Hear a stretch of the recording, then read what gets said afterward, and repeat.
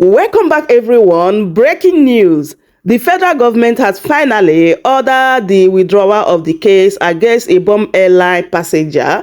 And another one is that the federal government appoints Kwam as Aviation Security Ambassador following airport incident. Can you just imagine? And they also reduced his no-flying ban to 1 month. All criminal charges withdraw. My people, Nigerians are reacting. So this person said, this press statement was issued because they want Kwam to go scot-free, knowing Nigerians will not allow them to prosecute Comfort while Kwam with serious offense walks scot-free. And another person said, Kwam, an ambassador of aviation security, man that disobeyed the security. What are we even doing in Nigeria? And this person said, just imagine she did not make any video and we only saw the one posted by them. Chai, always gather evidence so you don't know when it will come handy. And this person said, Chai, she will not see her noodles all over the internet. This is really, really heartbreaking, honestly. Can you imagine how these people charge this lady to court and also put her in kirikiri without any investigation? If not because of the public outcry, my people, this matter would have been in another direction. And people continue. This person said, this is so shameful. Instead of being punished for breaking airport rule, Kwam is now getting a 1 month break and even a new title as ambassador for the same rules he disobeyed. This is why people don't take our laws serious. Honestly, when you look at everything that are happening in Nigeria, the whole drama, you ask yourself whether Nigeria is a country. Can you imagine Kwam being aviation security ambassador after all the brouhaha, my people? And without proper investigation, they place a life ban on Miss Comfort and also put her in kirikiri. It is now they are doing investigation. Like, what kind of a country is this? Anyway, my people, let me allow you guys to listen to what Arise News, Rufai and Dr. Bati have to say concerning this new development. Just take a listen. As Governor Charles Soludo of Anambra State, who belongs to the opposition All Progressives Grand Alliance, APGA, and Senator Aliyu Wadada, representing Nasarawa West Senatorial District, on the platform of the Social Democratic Party, SDP, declared support for President Tinubu in 2027. Governor Soludo attributed his support for the second-term bid of President Tinubu in 2027 to the economic reforms his administration has initiated and implemented since May 29, 2023 in the country. Soludo made this known while speaking with newsmen shortly after a closed-door meeting with President Tinubu at the State House. In the same vein, Senator Wadada has also declared that there would be no space for the opposition political parties to contest the position of president in 2027. Wadada emphasized that no candidate has what it takes to defeat President Bola Tinubu. For me, when I say progressives working together, it's a call for all those who call on that. And then talk about President Bola Ahmed Tinubu. I mean, I don't make any, I have no apologies about it. President Tinubu is my friend, has been my friend, 22 years now, and counting. So you don't deny a friend or begin to be quivering about who is. He is my friend. I support him. The happenings now may not warrant my continuous stay in SDP. And so I am on my way. I could even say that I am APC, though I have not officially moved, but I am APC, and not because SDP has offended me, just like the same way I moved from APC to SDP. Dynamism of life makes it imperative for everything in life to be dynamic. ADC is membered by Nigerians that we respect. We have respect for. But look at them. Look at each and every one of them. Who stands to do anything better than what Asiwaju Bola Ahmed Tinubu's administration is doing? Tell me. I haven't seen any. Well, on to other issues now, as the chairman of the Economic and Financial Crimes Commission, Mr. Ola Olukoyede, has dismissed accusations by the African Democratic Congress, the ADC, that the opposition was targeted for selective persecution, saying that it targets corruption both in the ruling and opposition parties. ADC had queried the EFCC's urgent summons to former Senate President David Mark and former governor of Imo State, Emeka Ihedioha, saying the agency was being used by the government to harass and intimidate opposition party leaders using media trials as its tool. Responding to ADC's allegations, Olukoyede described the claims as self-serving, diversionary, and an attempt to whitewash individuals with corruption questions to answer. Olukoyede maintained that EFCC's investigative net cut across party lines, pointing to ongoing probes involving serving governors, ministers, and senior figures in the ruling party. He stressed that he had faced no backlash when investigating those in government and should therefore not be condemned for probing opposition leaders. And lastly, to one of the hottest topics in Nigeria at the moment, the Senate yesterday launched a full-scale investigation into a string of troubling incidents involving airlines and passengers, as public concern grew over safety standards, regulatory lapses, and passenger treatment across the nation's aviation sector. Chairman of the Senate Committee on Aviation, Senator Buhari Abdul Fatai, who made this known in a press statement, stated that the committee was alarmed by the frequency and gravity of recent airline passenger altercations that have gone viral and stirred widespread outrage. He said the committee, exercising its constitutional oversight authority, would summon key players in the aviation ecosystem. This was as the Nigerian Bar Association condemned the treatment meted out to Ms. Comfort Emerson by officials of the Ibom Air, describing it as reckless and a violation of human dignity. NBA has promised to defend her freely in court and also called for the identification and prosecution of all those responsible for capturing and distributing the unedited footage, arguing that such acts erode public trust and undermine the rights of all citizens to be treated with dignity and respect. Well, Rufai, the story has certainly grown legs and is turned into a much bigger conversation. It's a much bigger conversation, and the paradigm is quickly turning because people are asking questions. Who in that video, was it an air hostess that ripped the lady's shirt off that made us see her body parts? Who in that video?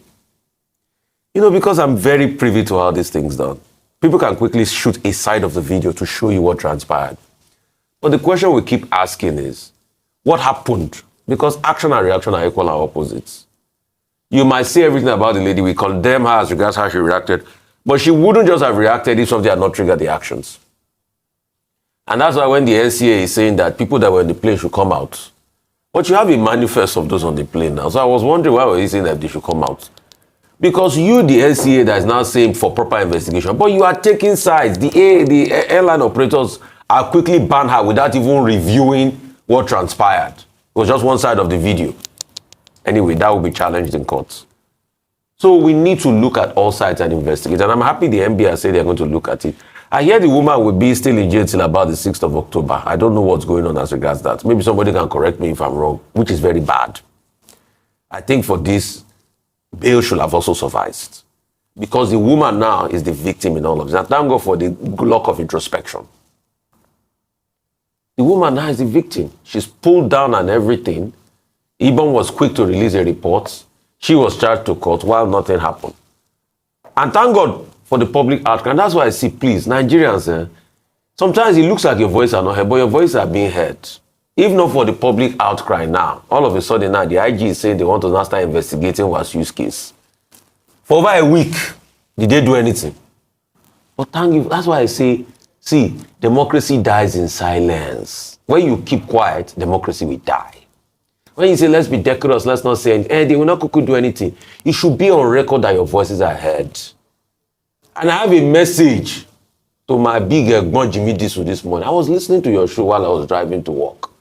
And you were saying you are tired because you know all these corruption cases, will report them will not be investigated. Egbon, don't be tired. It's because people like you and I and Vimbai and Dr. Abati and everybody is talking. That's why these people that still perpetrate these actions have small fear. because they know sunlight is the best detergent.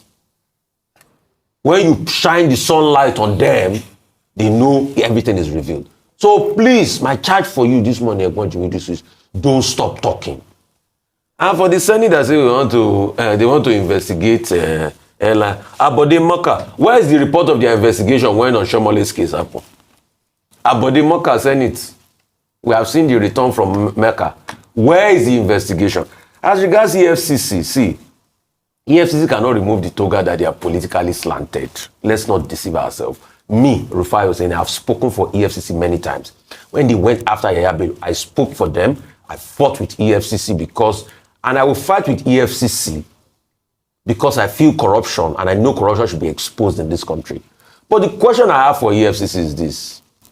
Where is the results of the investigation into the former humanitarian minister? Till today, we have not heard anything.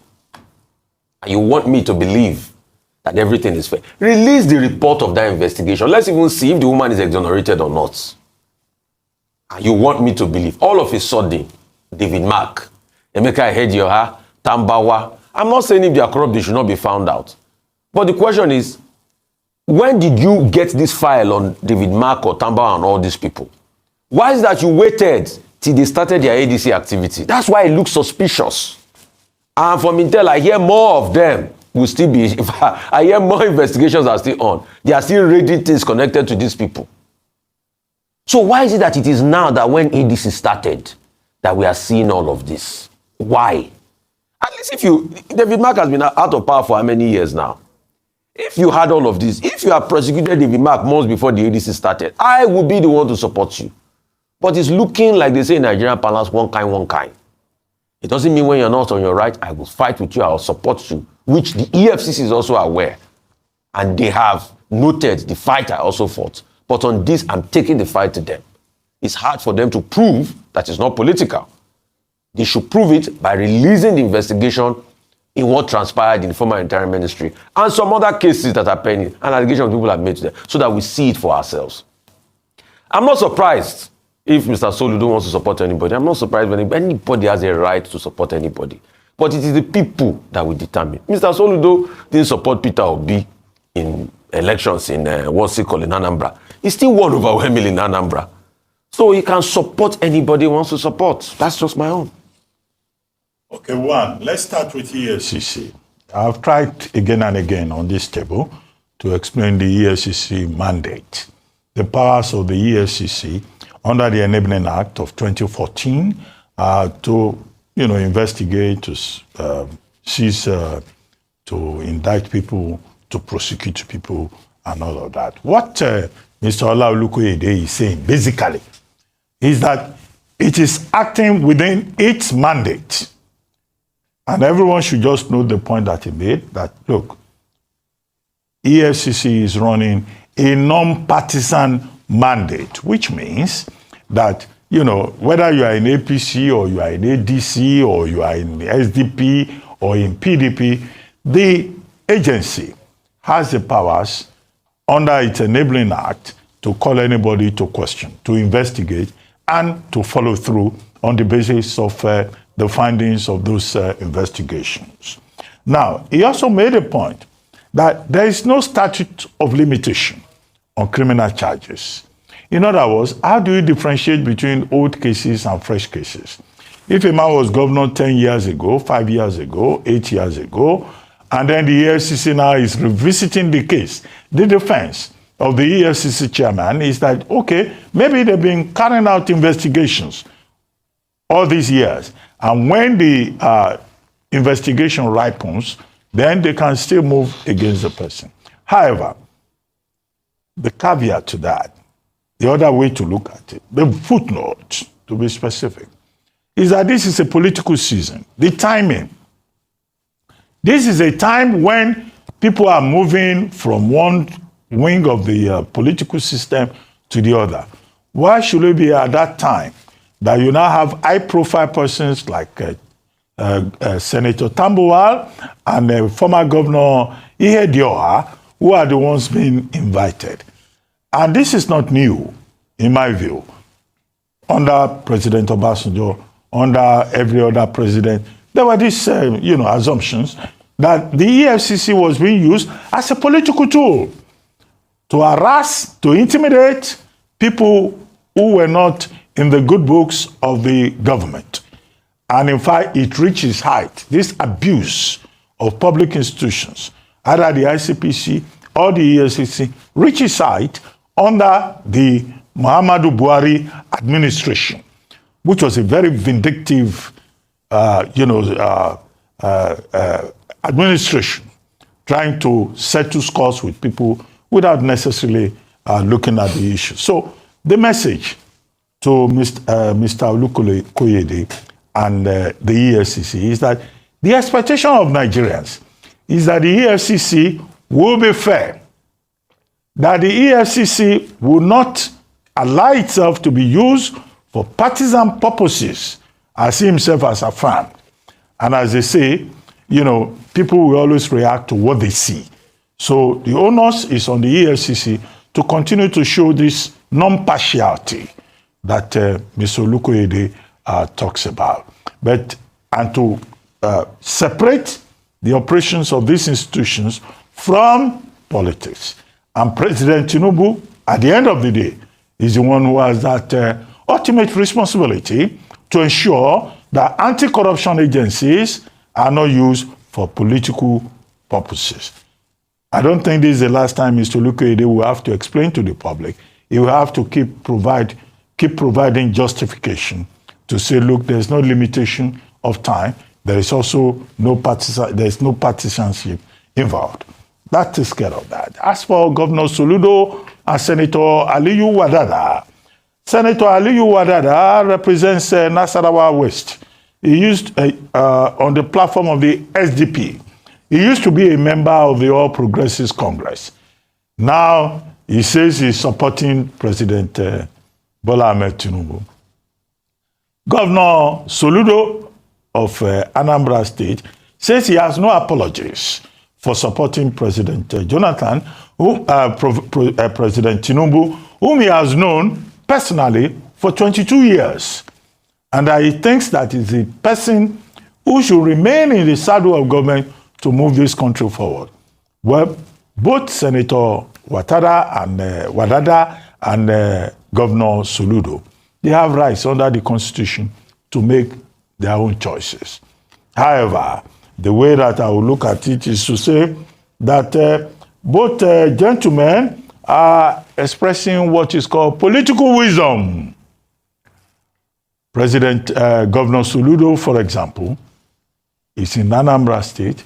He's a potential presidential candidate from the Southeast. So both now and in the future, he has to make wise choices. And I think that what he has done in this case is to take a wise decision. Senator Wadada has seen the direction in which the train is moving. He too is trying to be wise and protect himself. After all, in life, as in politics, the first rule of the game is self-preservation. Beyond self-preservation, you also worry about your own future and your own calculations. So I think what is being played out here is political wisdom at a personal level. You may disagree with it, but you cannot question the right of the individuals to make their choice. Finally, the Senate saying that it's going to exercise oversight functions, responsibility over issues that have been happening in the aviation sector. It is perfectly within the right of the Senate to do so, to ask questions, because there are many gray areas in the matter involving Kwam 1 and in the matter involving Kwam 2, and also the role of the institutions. Yesterday, Michael Achimogo was said to have been on television, and he was saying that there is a subtle difference between the Kwam 1 case and the Kwam 2 case. Kwam 2 case now is referring to Comfort Emanson in the Ibom Air incident. And he was saying that, well, the airline involved in the Kwam 1 case did not decide to press matters, did not decide to go to court. But that in the Ibom Air case, the airline acted differently, and also that the AON, Airline Operators Organization of Nigeria, also decided to press the matter.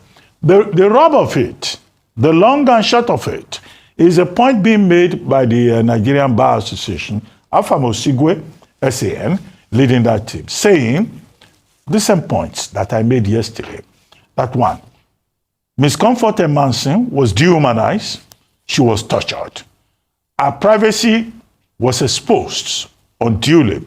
She has the right to privacy, she has the right to movement under Section 41, she has the right to the dignity of the human person, she has the right to fair hearing under Sections 35 and 36 of the Constitution of Nigeria. All of these rights were routinely violated.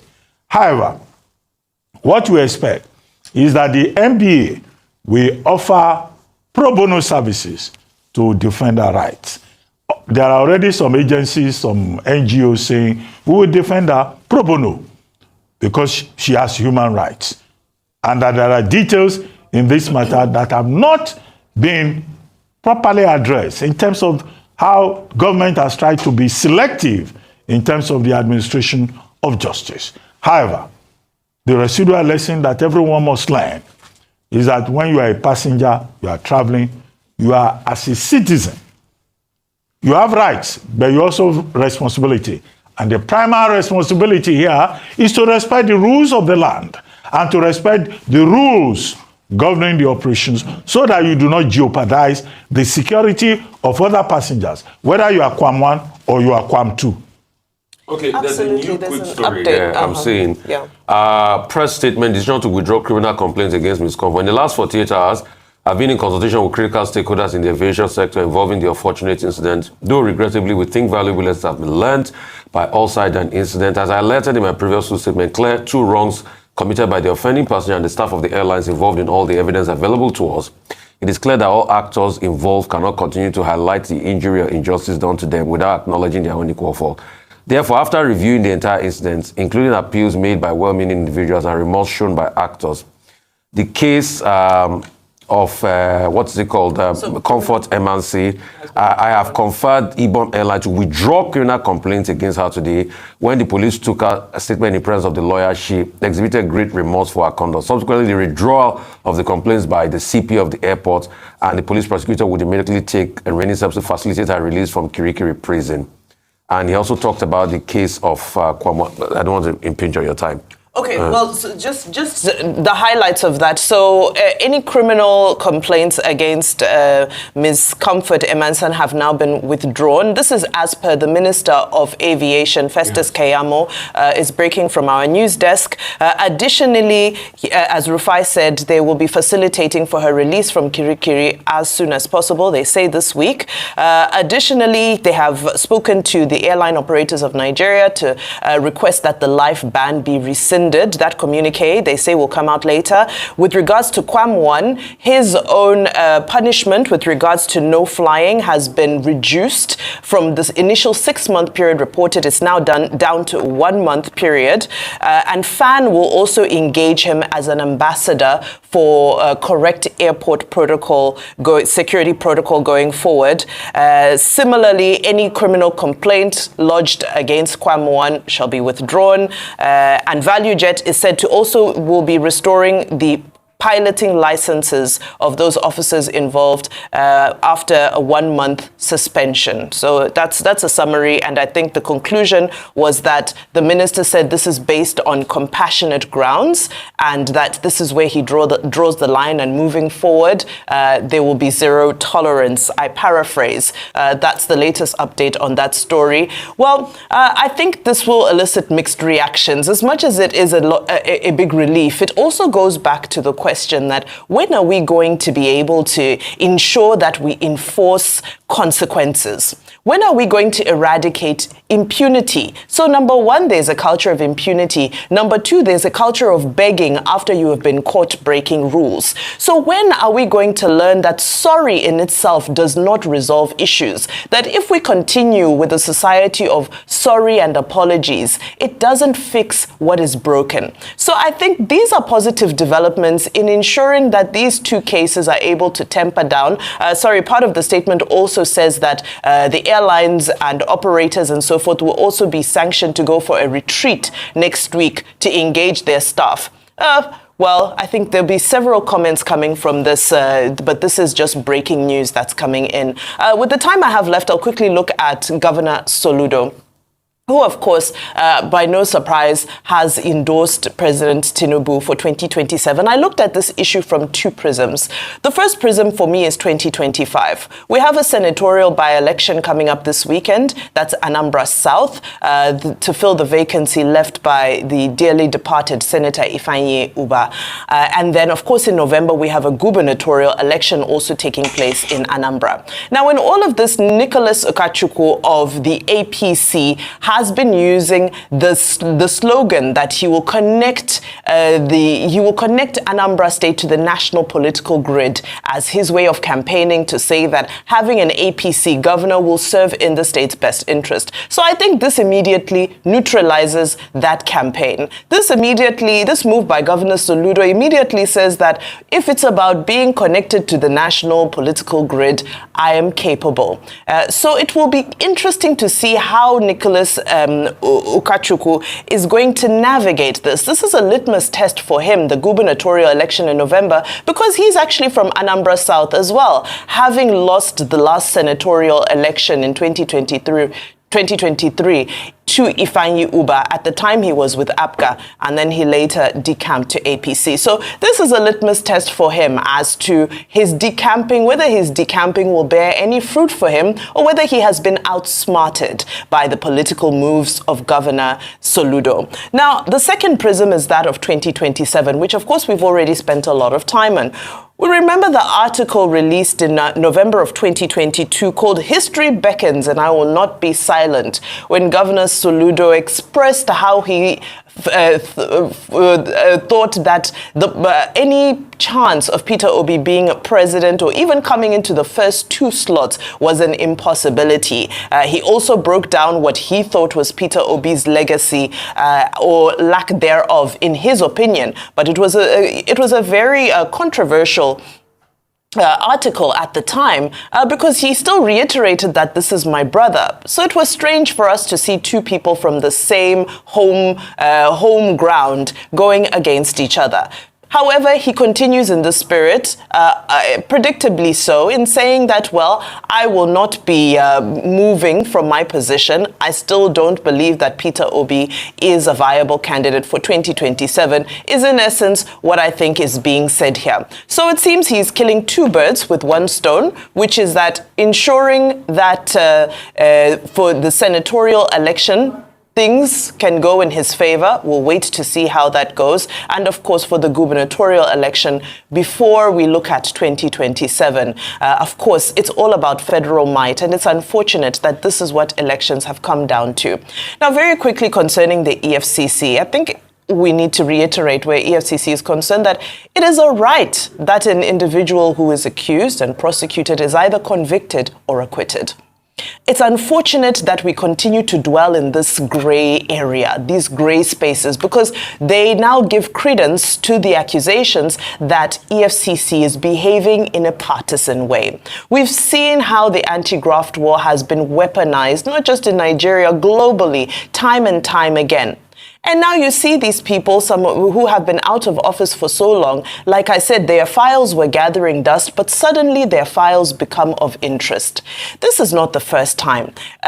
Some of the conversations that were alleging that there was a big plot to turn Nigeria into a one-party state also emanated from EFCC files, from allegations that EFCC was being used as a coercive mechanism, as a mechanism to threaten, a carrot and a stick to those politicians who should either play ball or be left out to dry in the public space. We've seen some cases that have just dramatically died down after having massive momentum. And of course, in the ADC statement, they spoke of those governors who have also crossed over into the ruling party, and their cases have also disappeared.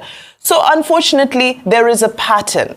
The trend and the evidence is overwhelming, and it's now up to the EFCC to put their foot down. Yes, we see the work that they're doing. We see the massive convictions when it comes to internet fraud, when it comes to other areas. But when it comes to a high-profile individual, if we are to check how many people have been convicted or acquitted in the past 5 years, the numbers, unfortunately, are not do not collate with the expectation that we have compared to the number of people who are accused, the number of cases that are dragged through the media, and to no final conclusion. And this is why the accusation of media trials is accurate, because if we don't get any conclusive outcome from the powers that be, all that is left is the information that is in the public space. And this is also unfair for those, because yes, as much as we emphasize conviction, I'm also emphasizing acquittal.